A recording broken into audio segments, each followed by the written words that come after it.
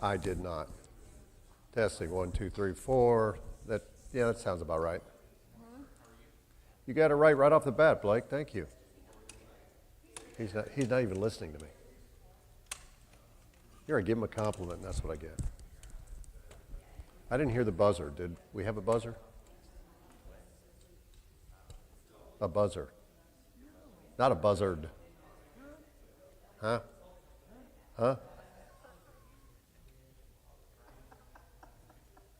Morning, James.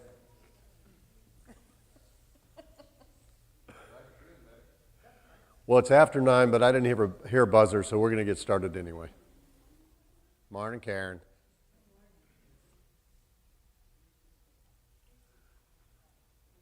First off, congratulations to the LSU women. They recorded a first. So with all of the great gymnasts that they've had, they finally won a national championship. So. We have anybody that we need to call out special on the prayer list? Thanksgiving for my mom. She's doing much better. Okay. Randy Curtis is not doing well. He's in the hospital again. Randy Curtis? Curtis. Randy Curtis? Right. Okay. How's Jay doing? Jay.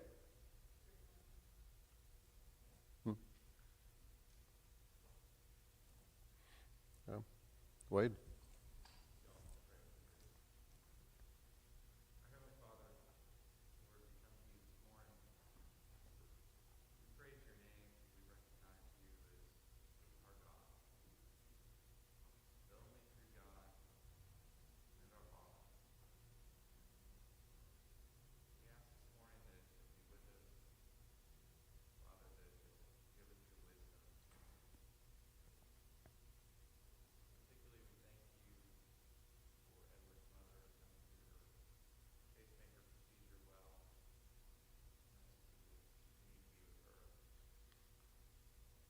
Lord, also with Randy Curtis and Jay, Lord, that you provide them comfort. Lord, we know that all good things come from you, and we look forward to the chance to look into your word. Bless Larry, be with us this morning.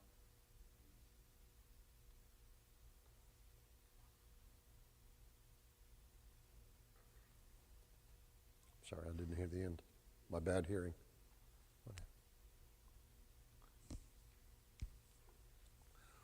We're in Isaiah this morning.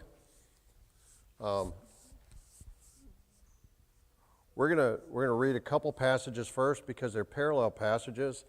Before we get into this, I've had a couple people at different times ask me about when we were going to get to this passage. So apparently they want to dig off into the weeds. So make sure you brought your gas Ryobi with you. These weeds are too deep for any battery-operated one. So we'll start with Isaiah 45, David. Yeah. Woe to the one who quarrels with his maker, an earthenware vessel among the vessels of earth. Will the clay say to the potter, "What are you doing?" Or to the thing you are making say, "He had no hands"? Woe to him who says to his father, "What are you begetting?" Or to a woman, "To what are you giving birth?" Thus says the Lord, the Holy One of Israel, and his Maker. Ask me about the things to come concerning my sons, and you shall commit to me the work of my hands. It is I who made the earth, and created man upon it. I stretched out the heavens with my hands, and I ordained all their hosts. I have aroused him in righteousness, and I will make all his ways smooth. He will build my city, and let my exiles go free, without any payment or reward, says the Lord of hosts. Okay. Then the parallel comes out of chapter 46, verses 8 through 13. So if you want to flip over a page, Chad. Remember this so you can be brave. Think about it, you rebels. Remember what I accomplished in antiquity,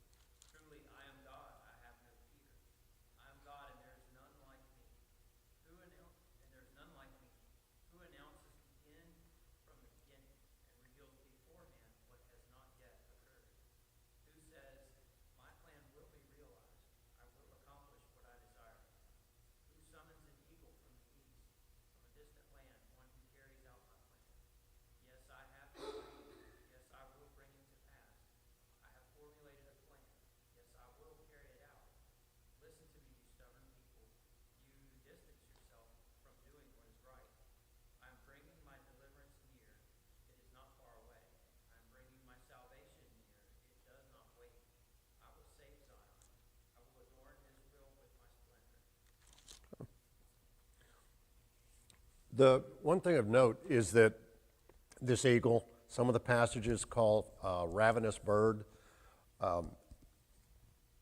It was the ensign, wherever you want to call it, the blazon of Cyrus's army. So when his army marched and they had the big banner in front of it, he bore an eagle on that banner. 120 years before he's born.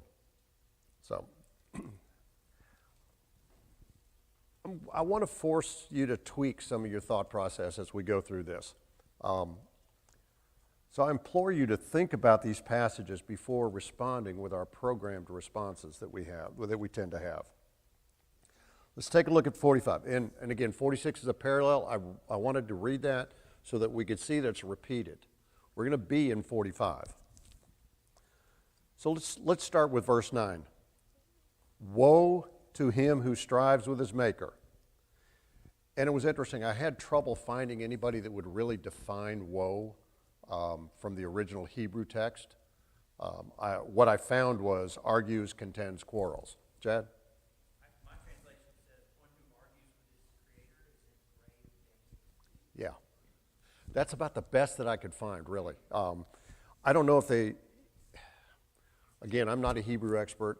If Tim was here, he'd probably be able to shine a little more light on it than I can. But this was not just a warning. This was a dire proclamation, much like how your passage reads. Mine uses the word Horrible, horrible. yeah. We're beginning to get there. I don't think any of those words, though, really give the substance that was originally intended in the Hebrew. So, 45:9. I have the New American Standard. Mine says woe. What I did find was, at its core, woe in the Bible is an expression of deep sorrow or lamentation, often in response to sin or impending judgment. The term is not merely a superficial expression of sadness, it encapsulates a profound sense of anguish and distress. In the original languages of the Bible, Hebrew and Greek, the words are akin to a loud cry, symbolizing deep emotional pain or grief. So it's almost a description of an action more so than just a word. So one of the things I thought interesting was that many of the commentators think that this passage starts a new subject prior to what we dealt with the last couple weeks. I don't necessarily think I agree with that. This appears to me to be in direct context with the preceding verses in this chapter. All of it's dealing with Cyrus, and I don't think he's changing subject here. I think he's expanding on it a little bit. So, where this thought of this new subject comes in is that they're kind of split on whether this part of the passage here, this woe, refers to the Babylonians who imprisoned the Jews or the Jews themselves for their sin against God and their impending imprisonment. In this context, though, being the prophecy of Cyrus, I tend to lean more towards the Babylonians, but again, I'm not completely comfortable with that side either. I'm thinking that it applies as much directly to Cyrus as it does anything else. And to me, that's more in context, but who knows, it could be referring to all three. God's word actually uses the word Cyrus. It's in their Bible. Yes, but in this passage of the woe, yours has Cyrus in there? God's word. It's another version I have. Oh, It says Cyrus. in this part of the passage? Yes. Interesting. No, I'm sorry. Alluding to Cyrus. Yes, yeah. They're talking about this paragraph being a change of subject, which I don't know that I necessarily agree with. Because I agree, I think that this entire chapter is dealing with Cyrus.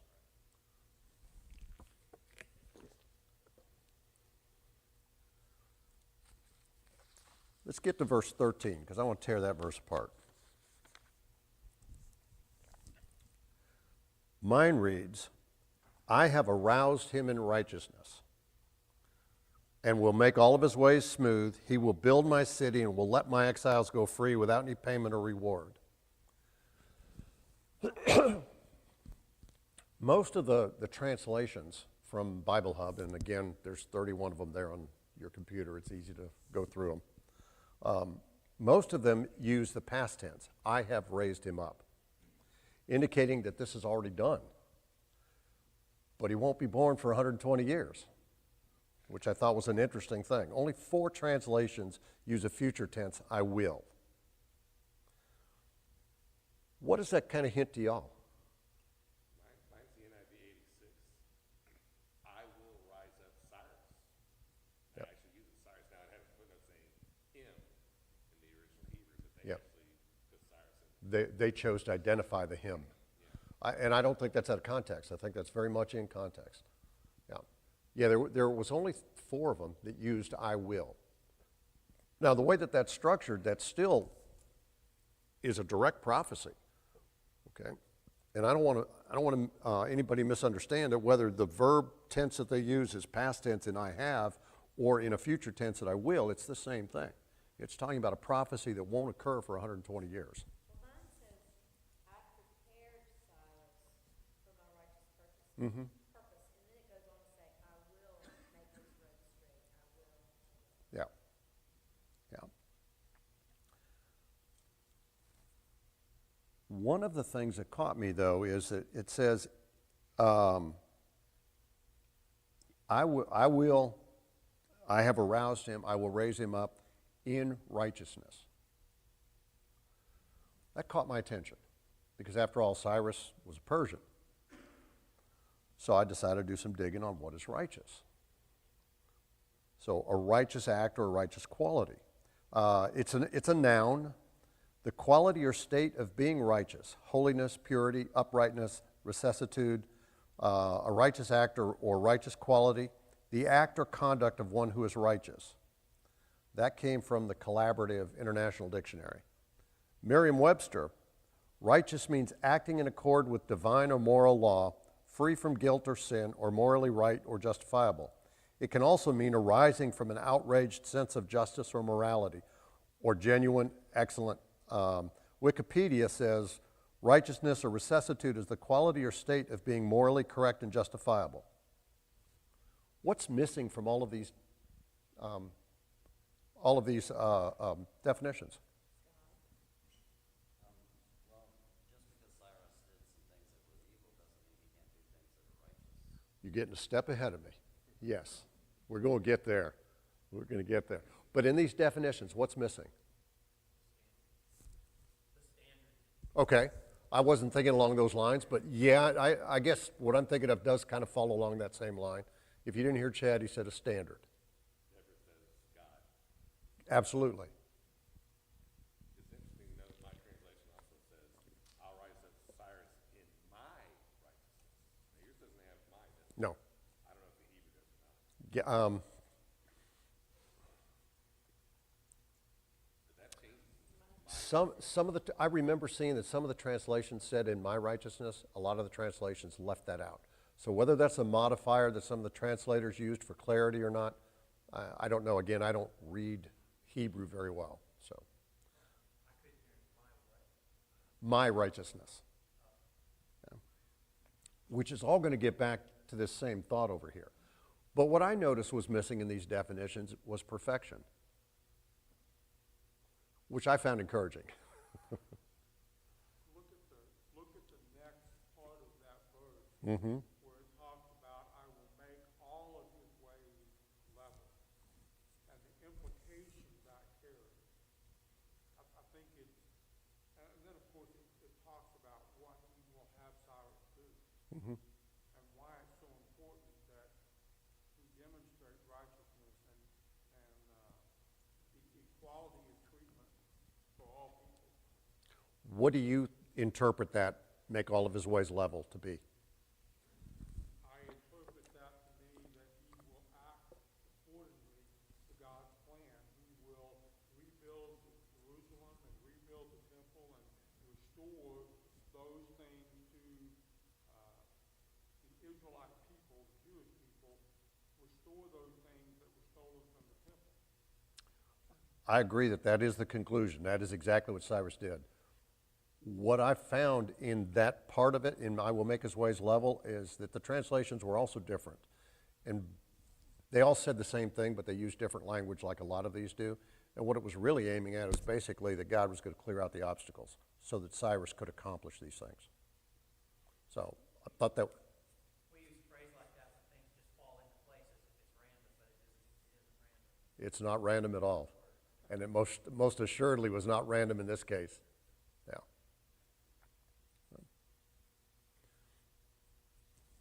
It's interesting the way Isaiah records what God is going to do. As we said, it's a prophecy. It's something that will happen in the future. But it's interesting how the Spirit of God reveals to Isaiah that which will occur and the reason why it will occur. Yeah. Yeah. Which is going to get into the heart of the weeds here in a few minutes. So, with perfection or God, but it might specifically with perfection being missing from these definitions of righteous and righteousness. And the presumption is that righteousness refers to God and God's righteousness. What can we conclude? If perfection is not in these definitions, what can we conclude? Again, I found it very encouraging. Righteousness does not require perfection. Exactly. We don't have to be perfect. We have to do, can we be perfect? How do we gain that perfection, though, that enables us to be righteous? We take on Christ in baptism, don't we? Yeah. So, again, I found that very encouraging personally. Of course, my version reads stirred up in righteousness, but whether it's stirred up or raised him up or whatever the terminology is, the emphasis and the focus is on the fact that it's only through God that man achieves righteousness. Absolutely. Absolutely. Absolutely.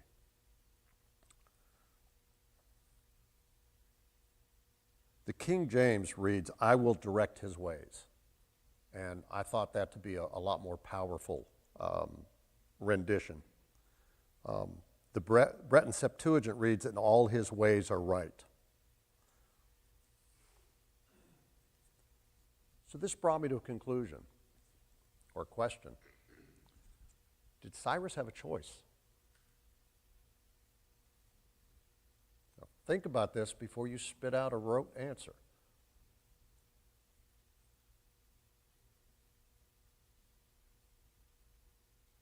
I want to have to say he really didn't have a choice because thinking about what God did with Moses and Pharaoh, that, I mean, he hardened Pharaoh's heart. He said, okay, you guys get out of here. And then he hardened his heart and he did change his mind. Sometimes God will direct you Yeah. to accomplish his goal. I believe that he did have a choice. Okay, why? Because if he did not, if he chose not to do this, God would have found some other way to do it. Just as Esther was told, you know, how do you know that you were not brought up for this very purpose? Mordecai told her that. And Mordecai also said, but if you decide not to do your destiny, God will find someone else. Well, this is 120 years prior to Cyrus being born.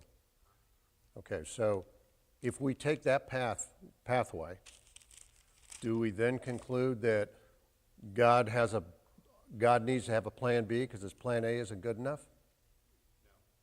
Plan A worked because Plan A, God knew Plan A was going to work. So did Cyrus have a choice? I like what C.S. Lewis says. Uh-huh. Life is like playing chess with God. He knows every move you're going to make before you ever get to the board. Mm-hmm. So we have free choice predestination. His choices led him down this path, but God knew those choices he would be making.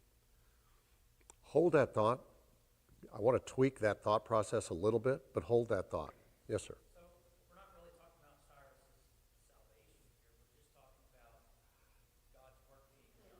Exactly. Cyrus still had choices he could make, but God could have made him do these things, accomplish these things, either willingly or accidentally or even in spite of him, Well, I look at the language here. in spite of Cyrus. I look at the language here, and I agree with you, Chad. Look what this language says. I have aroused him. I have raised him up. The King James says, I will direct his ways. For those of you that are parents, how many of you have taken your child's hand?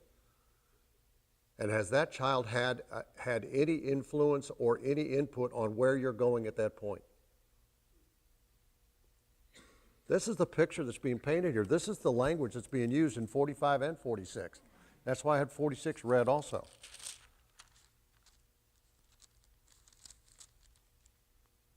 I will accomplish all my good pleasure. Just prior to that, my purpose will be established. So let's keep down that thought process that you had, Chad. So one of the things, I've told you before, my mind works in a strange pathway. One of the things that came to my mind was a Jackson Browne song from the 70s. And there's a line in it from Running on Empty that says, gotta do what you can just to keep your love alive. Try not to confuse it with what you do to survive.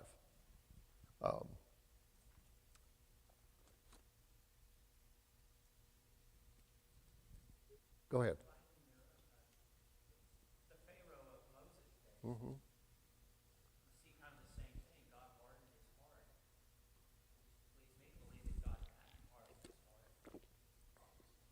Then God would have been able to use the remaining plagues and the remaining signs that he needed to do or wanted to do in order to convince Egyptian and Hebrew alike that he is real, he is God, and he is superior to all their faults.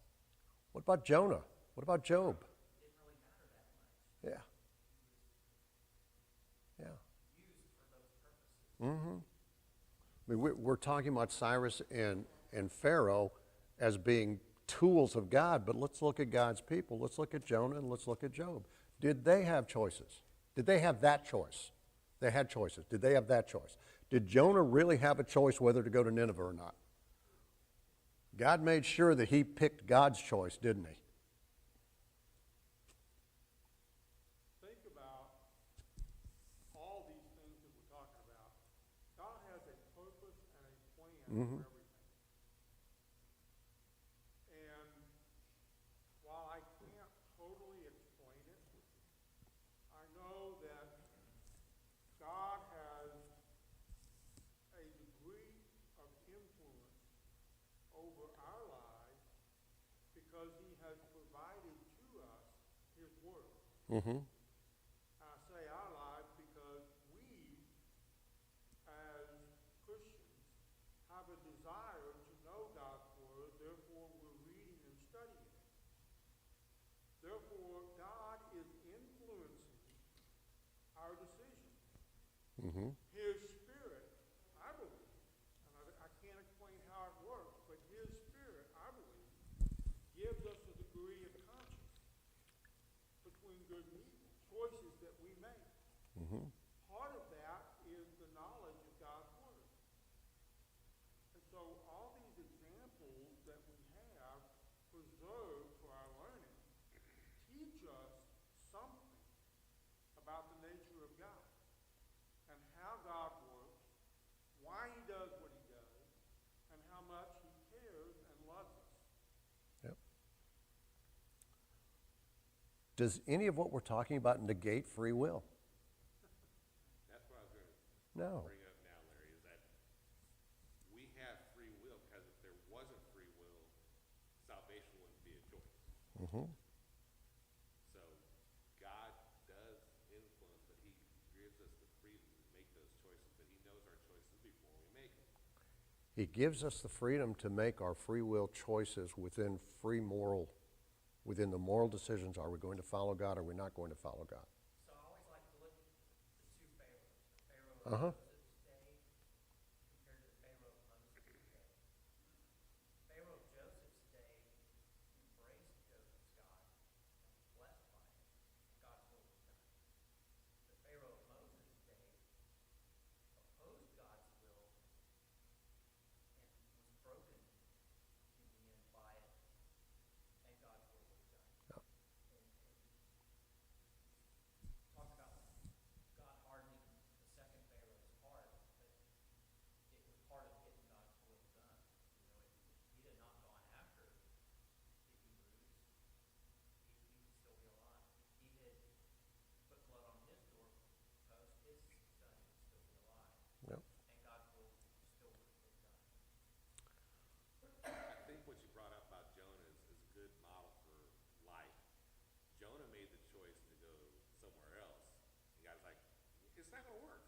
Yeah. And then there's times where he'll act like that, but Jonah still had the choice. Jonah still had the choice not to go to Nineveh after he got vomited up on the beach.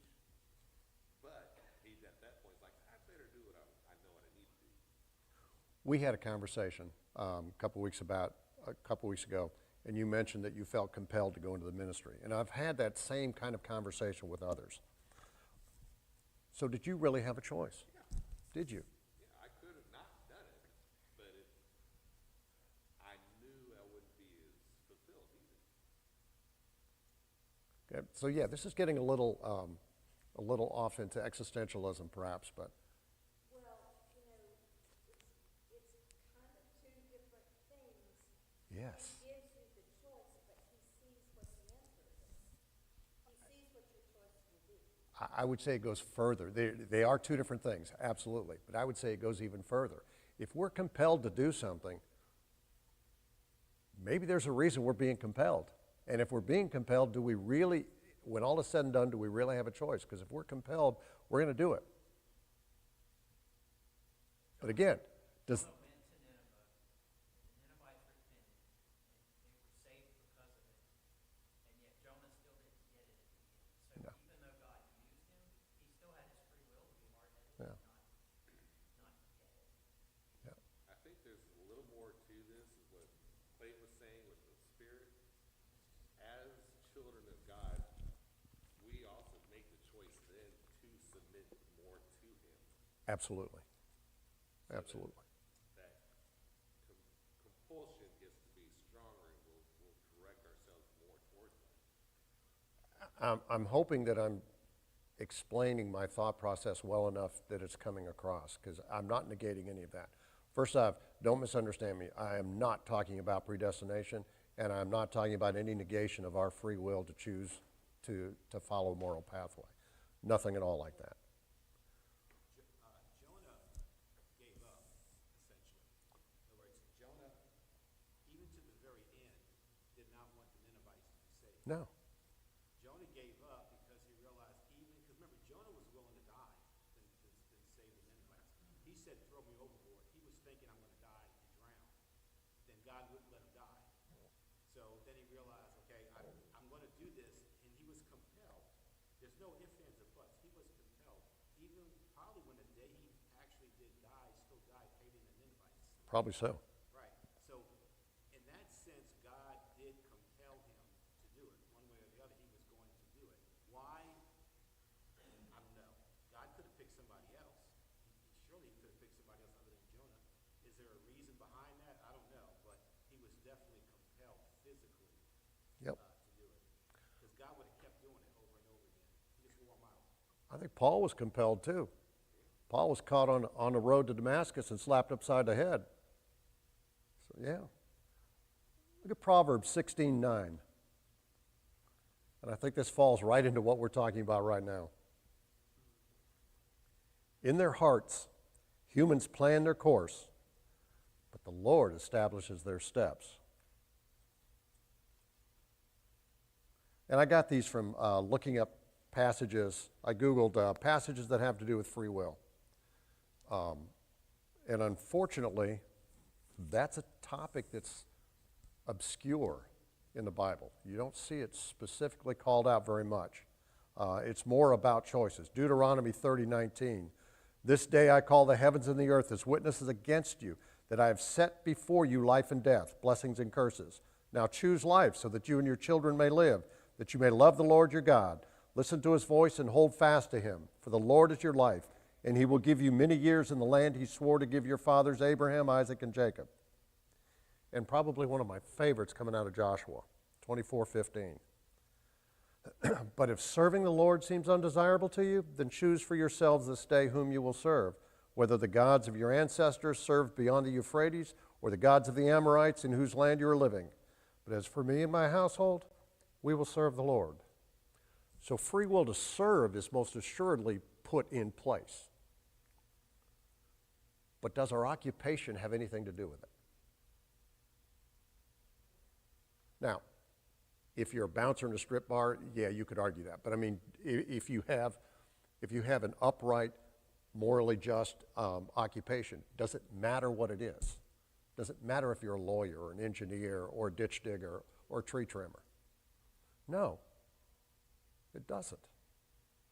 So the fact that Cyrus was a tyrant and a king and a tyrant and a conqueror, that part of him, that he was compelled to do, that God directed, and he didn't, and I don't believe he had a choice.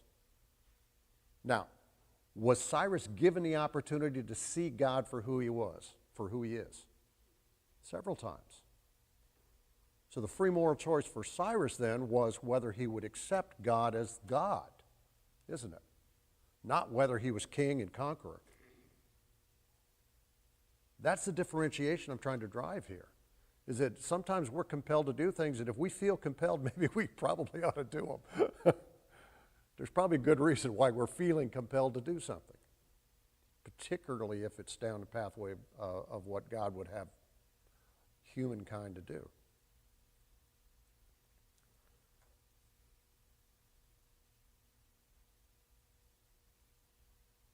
Verse 9, Uh-huh. I know I'm taking you back a little bit, Go for it. but verse 9 made me think of Job, because I was always a little puzzled at why God was so harsh with Job. And after defending him to his friends, and what was it Job did that warranted such a harsh reprimand from God?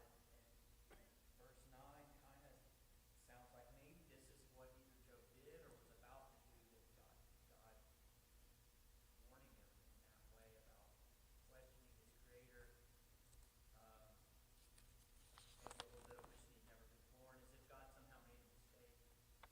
45:9 is where it's and then I don't think this is referring to Job in any way. It just sort of shed some light on maybe why God was warning Job to get some really dangerous territory here with the Yeah. creator. And that again, there's nothing in Job that really ever says he ever did anything wrong. He defends himself to his friends. God defended to his friends. And then God has a rather harsh rebuke of Job. I never really figured that out. I've heard people say, well, he must have done something wrong. I'm like, but it says he didn't do anything wrong. Yep. You're saying about the compulsion, 45:9 is when you don't obey that compulsion, you're actually quarreling with God. Yeah. Yeah. That's along the kind of the things that I discovered as I'm reading through here. I'm going, this looks interesting. I'm going to tell you, I am not smart enough, I'm not wise enough, and I'm certainly not educated enough to come up with this stuff. I got somebody sitting on my shoulder that says, hey, you need to look at that. You need to dig into that. This is where you go find that stuff. I'm convinced of that. Okay. There is such richness in here and so much for us to learn in how we approach the world and how we approach our lives from this very passage and from Cyrus. And that's Jason asked me actually last week, I think it was, and I spit out a rote answer, and then I had to step back and go, wait a minute. And that's what caused me to dig a little bit deeper into this. Yeah, Cyrus was chosen. Cyrus was drugged by the hand to do these things. Now, in fact, he even says that God says that he's going to release them and he's going to rebuild his temple. So did Cyrus really even have a choice for that part? Yeah. No, it even says without taking a bribe. So Yeah. there's no common sense worldly explanation for why he would do these things other than God made him do it. Now, you could argue that Cyrus did this for all the peoples that he imprisoned or that he conquered. And you could argue that that was part of what he did, and so that's a fulfillment of this prophecy. Yes. Did he, and from everything I could study about Cyrus, he never took bribes to do that. That was part of his operating procedure. But that's not to say that that wasn't part of how God raised him up to run his kingdom either. So, what it does get interesting, and I know I don't see my notes here about it, but I know I've found something interesting about it. I came across, either it didn't copy and paste or I forgot to copy and paste it. But I came across notes that said that there was a recent transcription done from Notes of Cyrus where Cyrus, and maybe it's in here, no, where Cyrus offered idol worship to Bel and to some of these other false gods. So in spite of the fact that God raised him, directed his path for all of these things to happen, that Cyrus turned his back on God. Again, keeping in mind that free moral will and the separation of those two things. We talked last week that the Magian religion was prevalent in the time of Cyrus as well, and he was probably educated on that as well. But I thought that was interesting.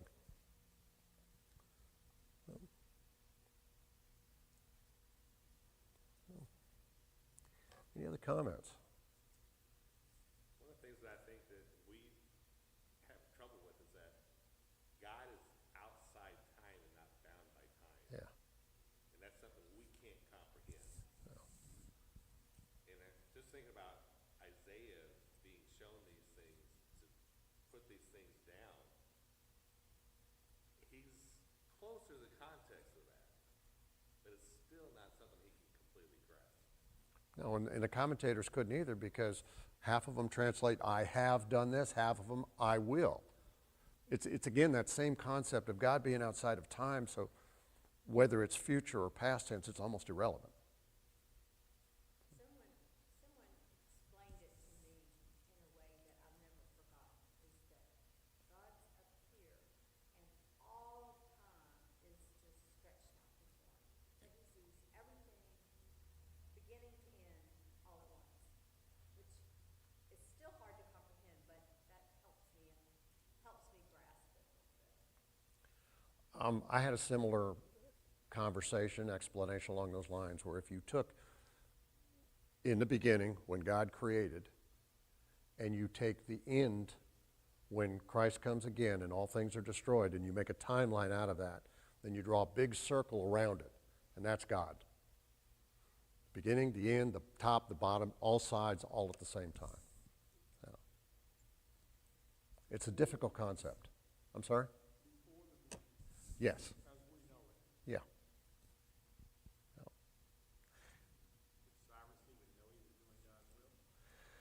There are letters, and well, even if we look into what was it, Ezra and Jeremiah, I think it was, talking about Cyrus. There are different conversations and letters and historical recordings of how much Cyrus did know, but it appears that Cyrus was made aware or became aware of these prophecies and recognized that they belonged to him. And I think we talked a little bit about that a couple weeks ago, whether he came upon them, whether he stumbled upon them, or whether God put the angel on his shoulder. I tend to think God put the angel on his shoulder and directed him towards these things so that he would see it. So again, I don't believe that God needs a plan B. I don't want to be, I'm not trying to be confrontational with you, David. I'm just saying that when God sets his will, as he's recorded here, it's going to happen. So, whether we like it sometimes or not. The last half of 13 is historically correct. I mean, that's what Cyrus did. Yes. I mean, he actually Yes. kind of plundered his own kingdom to help Yeah. support Yeah. the exiles to go free. And he not only freed the Jews, he freed all the slave peoples, but only the Jews were the ones who left. Yeah. And that's also a historical outside the Bible, that he did free all the captives of all nations, but only the Jews returned. Yeah. For someone that had seen all of these things and still idol worship and turned his back on God, that's kind of strange. But if you set that aside, he did seem to be more magnanimous than most conquerors. He took the chains of slavery off of them. And yeah, most of them didn't feel like any need to leave. Yes, sir. It is strange, but on the other hand, the Israelites did the same thing. They saw him take them across the Red Sea, across the Jordan, and do all kind of things, and they still turned their backs on him when they were influenced by the nations around them. So even though Cyrus did go back to the other gods, I don't think that was that unusual, really. Is it unusual for us? So that's what I always keep coming back to, is that it doesn't seem to be that unusual for us. Why would it be unusual for them? Except that they had hands-on, they could see, they lived it, and still turn their backs. Any last comments? I'm actually surprised we got this far this morning.